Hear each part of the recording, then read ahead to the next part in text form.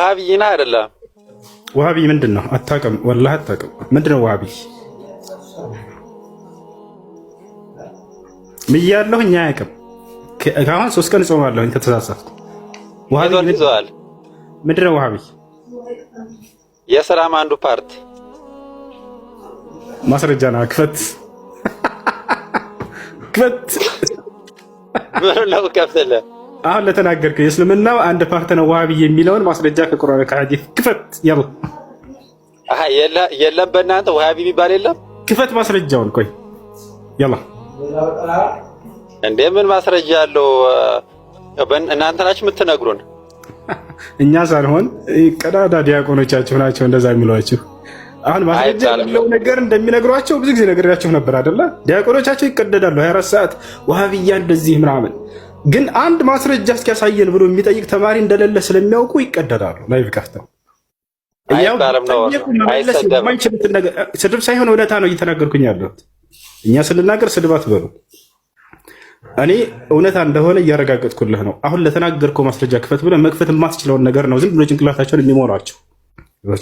አይ እምልህ ግን ጾመኛ ነህ አይደለ? አሁን አፈጠርኩኝ። ጾመኛ አይደለም። ካፈጠርህ በኋላ ስለዚህ እንደፈለክ መሳደብ ኃጢአት መስራት ትችላለህ ማለት ነው። ስድቡ ምንድን ነው የተናገርኩት? ድጋሚ ስድቡ ቀዳዳ የሚለው ስድብ አይደለም፣ እውነታ ነው እንጂ ያለ ነገር ነው። እኔ ደንቆሮ ብለህ ስድብ ነው አይደለም? ይሄ በጣም ስድብ ነው እንጂ ኢየሱስ ክርስቶስ ተሳዳቢ ነው ማለት ነው። ደንቆሮ እያለ ሰዎችን ይናገር ነበር። እስኪ ያለበትን መጽሐፍ እስኪ አምጣው አውጣው እና ላወጣልህ ነው። ያው እኔ ከራሴ ብቻ አልናገርም፣ እንዳነበብኩ እናገራለሁ። ንግግሬም ቅን ነው፣ በማስረጃ እንጂ ያለ ማስረጃ አልናገርም። እና ቆይ ላወጣልህ ነው። ያው አውጣው እስኪ እኮ ላወጣ ነው። መረጋጋት 1 ሰከንድ ብቻ። ያው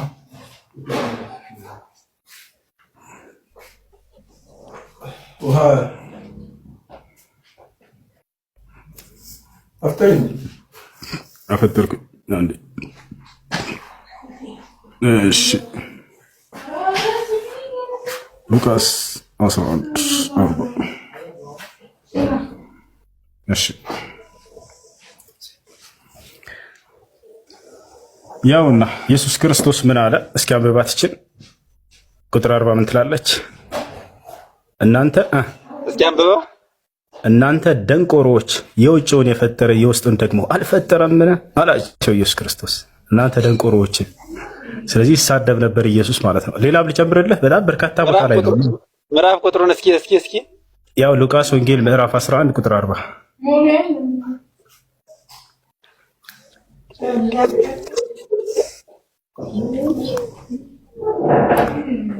ተረጓሚ ያለው አሳውን ቀጥታ እንትና አይደለም ሲተረጎም እሱ እሺ ትርጓሚ ምንድን ናት? ደንቆሮ ግን ይል ነበር ኢየሱስ ሰዎችን በጣም ብዙ ቦታ ነው። እናንተ ደንቆሮ እያለ ነው የሚያናግራቸው። እሺ ትርጓሚው ምንድን ነው? ደንቆሮ ማለት ሰላም አለይኩም ወአለይኩም ሰላም ፈዘር ወጣች አባቴ መጣች። እሺ ይኸውልህ ትርጓሚው ምንድን ነው?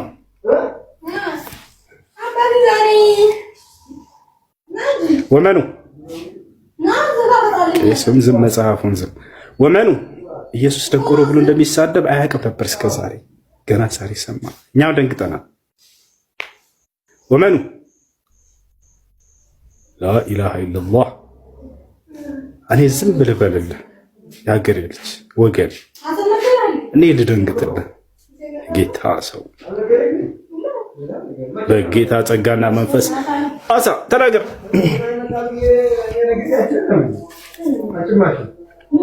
ወመኑ የዋህ ልጅ መሰኛል። ወላሂ ለምሳሌ አንተ እኛውም በክርስትና ከክርስትና ምን ተማርክ ብትለኝ ይቅርታን ተማርኩ ብዬ ልነግርህ እችላለሁ። ማለቴ በዛ ነው የተማርነው። አንተ ከእስልምና ምን ነው ልትማር የቻልከው? ወይም ደግሞ እኔ ወደ እስልምና ብገባ ምንድነው ልማር የምችለው? እኔ ከእስልምና ምንድነው ልማር የምችለው? አንድና ብቸኛ የሆነውን አምላክ በብቸኝነት ማምለክ የመጀመሪያው እርሱ ነው። ያ አምላክ ይሞታል ብለህ አታስብም። ከዚህ ትልቅ ተረት ትገላገላለህ። ያያ አይደለ?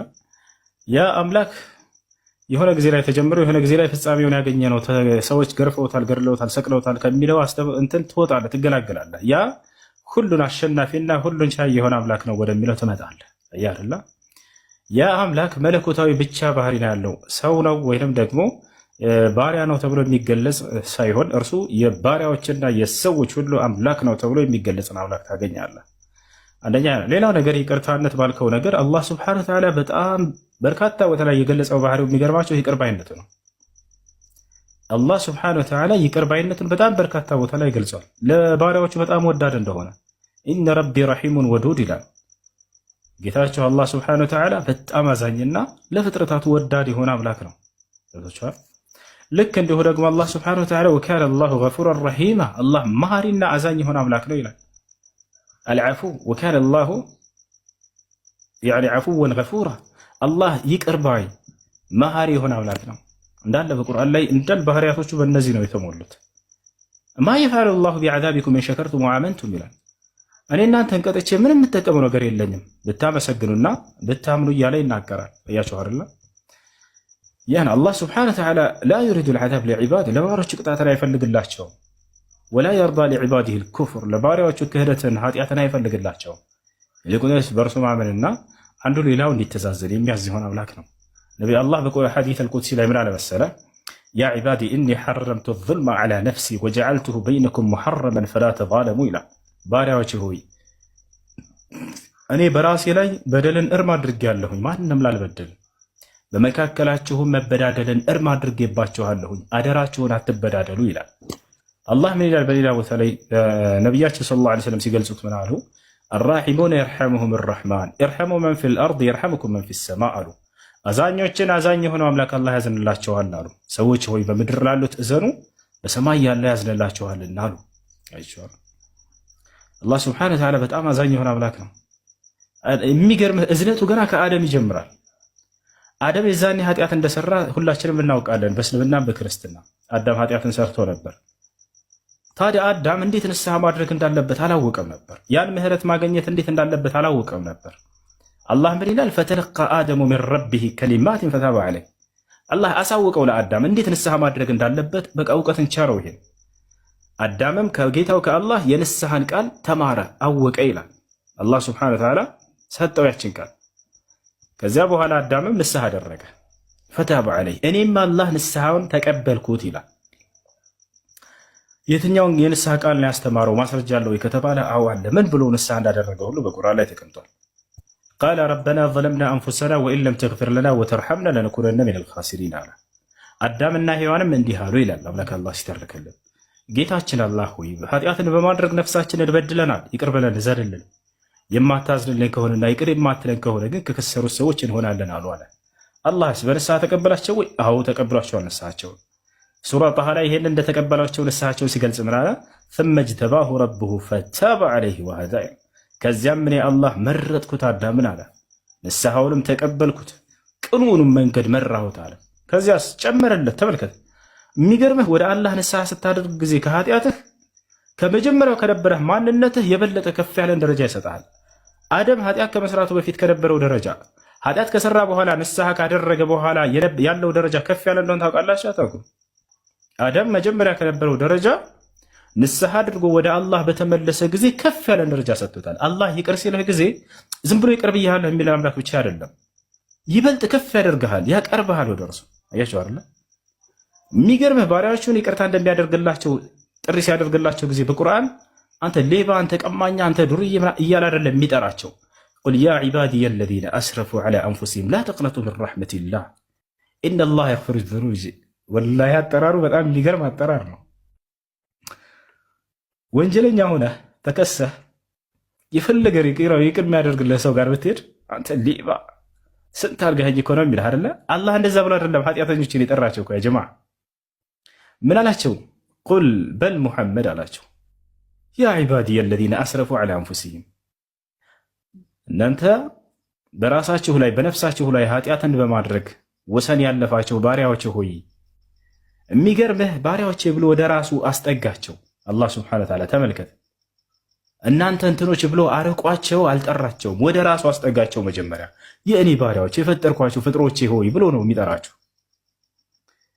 እናንተ በነፍሳችሁ ላይ በደል የሰራችሁ ወይንም ደግሞ ወሰን ያለፋችሁ። ከዚያስ ምን አለ? ላ ተቅነጡ ሚን ረሕመቲላህ፣ ከእኔ ከአላህ እዝነት ተስፋን አትቁረጡ አለ። ኢነላህ የግፊሩ ዙኑበ ጀሚዓ ለቀጥሎ እኔ አምላካችሁ አላህ አጠቃላይ ሁሉንም ኃጢአቶች እምራለሁኝና ተስፋ እንዳትቆርጡ ከእዝነት ያለ ኢነሁ ሁወል ገፉሩ ረሒም ብሎ ዘጋው። እኔ መሐሪና አዛኝ የሆንኩኝ አምላክ ነኝና ወአኒቡ ኢላ ረቢኩም አለ ወደ እኔ ወደ ጌታችሁ ተመለሱ አለ። ወአስሊሙ ለሁ ለእኔም ታዛዦች ሁኑ። ሚን ቀብል አን የእትየኩም ልዓዛብ ሱመ ላ ቱንሰሩን ወተቢዑ አሕሰነ ማ ኡንዚለ ኢለይኩም ሚን ረቢኩም ያለ ይናገራል። ስለዚህ ነው እና አምላክ አላህ ስብሐነሁ ወተዓላ በጣም አዛኝ የሆነ አምላክ ነው። በእዝነቱ ነው የሚጠራቸው። ሰውን ሁሉ የፈጠርኩት በኢስላም መንገድ ላይ ነው ካለ በኋላ ተው ወደ እኔ ተመለሱ እያለ እንደገና ጥሪ ያደርግላቸዋል ለፍጥረታት ሁሉ። አላህ ስብሐነሁ ወተዓላ በጣም መሐሪ የሆነ አምላክ ነው። በጣም አዛኝ የሆነ አምላክ ነው።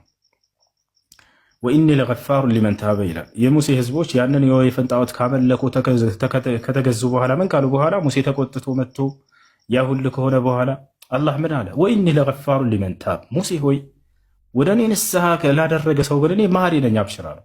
አያችሁ መቼም ቢሆን በሩን አይዘጋም በባሪያዎቹ ላይ። የንስሐ በሩ እስከ መቼ እንደሆነ ታውቃላችሁ? እስከ ዘመኑ ፍጻሜ ድረስ ነው። ነቢ ሰለላሁ ዐለይሂ ወሰለም ሲናገሩ ባቡ ተውባ መፍቱሕ ሐታ ተጥለዕ ሸምሱ ሚን መግሪቢሃ አሉ። የንስሐ በር ክፍት ነች ፀሐይ ከመጥለቂያ ቦታዋ እስክትወጣ ድረስ የትንሣኤ ቀን ድረስ። እሺ ለአንድ ሰው የንስሐ በሩ የተዘጋበት ጊዜ አለ ወይ? ከዚህ በኋላ ንስሐ ብታደርግ አልቀበልህም ያለበት ጊዜ አለ? ላ የለም። እስከ መቼ ድረስ? እስኪሞት ድረስ የንስሐ በር ክፍት ነው። ነቢ ሰለላሁ ዐለይሂ ወሰለም ሐዲስ ላይ ሲናገሩ ምን አሉ? ቃለ ነቢ ሰለላሁ ዐለይሂ ወሰለም ኢነላሃ የቅበሉ ተውበተል ዐብዲ ማ ለም ዩገርጊር አሉ። አላህ የባሪያውን ንስሐ ይቀበለዋል ጣረ ሞት ላይ እስካልደረሰ ድረስ። እያችሁ እስኪሞት ድረስ የሰው ልጅ ንስሐ ካደረገ አላህ ሱብሓነሁ ወተዓላ ሊቀበለው ቃል ገብቷል። አይ በአላህ ላይ አጋርተዋል፣ አስካሪ መጠጥ ጠጥተዋል፣ ዝሙት ሰርተዋል፣ ምን ብለው አላህ ሱብሓነሁ ወተዓላ እነዚህን ሁሉ ኃጢአቶች ይዘፍትና ከእርሱ ዘንድ ይቅር የሚል የሆነ አምላክ ነው እና አላህ ሱብሓነሁ ወተዓላ በጣም መሐሪና ይቅር ባይ የሆነ አምላክ ነው። ንስሐ ካደረጉ ሰዎችን ይቅር ማለት ብቻ ሳይሆን ሌላን ሽልማት ይሰጣቸዋል። ምን አይነት ሽልማት? ወደ እርሱ ይበልጥ ያቀርባቸዋል። አያችሁ ይበልጥ ያቀርባቸዋል። ይህ ነው አምላክ አላህ ሱብሓነሁ ወተዓላ። ነብዩ ሰለላሁ ዐለይሂ ወሰለም ኢነላህ ዩሒቡ አሻብ ታኢብ አሉ። በተለይ ደግሞ ወጣት ሆኖ ንስሐ አድራጊን አላህ በጣም ይወዳል አሉ ነብዩ ሰለላሁ ዐለይሂ ወሰለም። ለምን ከልጅና ከሽማግሌ ወጣት ለምን ተለየ? ጀማ ምክንያቱም ልጅ የኃጢአትን ልክ የሚያውቅ አይደለም። ገብታችኋል? ስሜቱ ወደዛ ገፋፍቶትም የሚሰራም አይደለም። ሽማግሌም ልክ እንዲሁ የወጣትነት የኃጢአት ሰይጣን የሚትፈታተንበትን ዘመን ያለፈ ነው። ወጣትስ ከየትኛውም የእድሜ በላይ ለኃጢአት በጣም ተጋባዥ የሆነ ወጣት ልጅ ነው። ወጣት ሴት ነች። ገብታችኋል? በዚህን ጊዜ ሰይጣንንና ነፍሱን አሸንፎ የዛኔ ወደ አላህ የቀረበ ወጣት ከየትኛውም የእድሜ ደረጃ ላይ ካለው በላይ ተወዳጅ ያደርገዋል። አላህ በጣም ያቀርበዋል፣ በጣም ይወደዋል። እንዳጠቃላይ አምላካችን አላህ ሱብሓነሁ ወተዓላ ይሄ ነው። በጣም አዛኝ የሆነ አምላክ ነው። በጣም መሐሪ የሆነ አምላክ ነው። እግዚአብሔር ክርስቲያን ሆኖ ብሎ ያዘዘበት ቦታ አለ ወይ እኮ? አለ እንዴ? ልመለስልህ እኮ ነው። አዳምጠኛ። እሺ ማቴዎስ ወንጌል ምዕራፍ 15 ቁጥር 18 እንደዚህ ይላል፣ እኔም እልሃለሁ አንተ ጴጥሮስ ነህ፣ በዚህች መሬት ላይ ቤተ ክርስቲያን እሰራለሁ፣ የገሃነም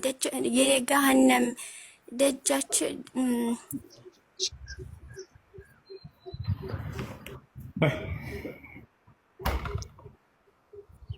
ደጃቸው አይችሏትም ይላል። ጨረሽ እንዴ? የለም እኮ እያልክ ነበር። እኔም እልሃለሁ አንተ ጴጥሮስ ነህ። አይዋ እግዚአብሔር ክርስቲያን ቤት ጋር ነው። የለም እኮ እሱ እንዴ እያነበብኩልህ እኮ ነው። እኔም እልሃለሁ አንተ ጴጥሮስ፣ ራሱ ኢየሱስ ክርስቶስ እኮ እንደዚህ ያለው እኮ ታወቃለህ። ስለ ቤተ ክርስቲያን ስለ ቤተ አምልኮ አይደለም ጥያቄ። ክርስቲያን ሆኑ ብሎ አዘዋል ወይ ነው እኮ ጥያቄ። ጌታ ሰው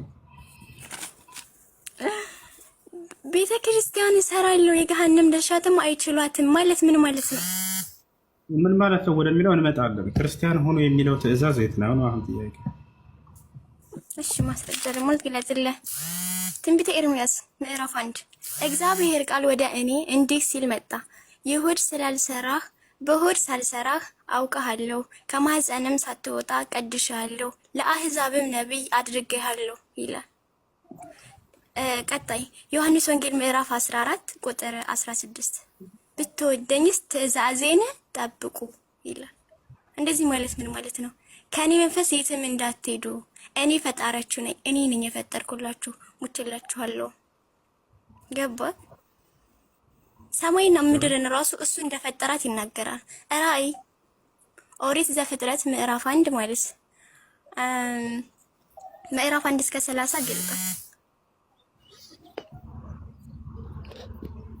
አለቀ። ገና ነው ኤግዛክት ወር ነው የጠየቀችና እሺ ኤግዛክት ወር ደም ልንገርህ እስከሸኝ እዩ ማለት ነው። እዚህ መጽሐፍ ቅዱስ አንድ ገልጦ የማያውቀው ላይ ይገባል። በምንም እንደዚህ ነው አዎ እንደዚህ ነው አዎ እያሉ ይሄዳሉ ማለት ነው። ገልጠሻል ሳትስደቢው መጽሐፍ ቅዱስን ገልጦ የማያውቅ እያልሽ አትስደቢያቸው ክርስቲያኖች።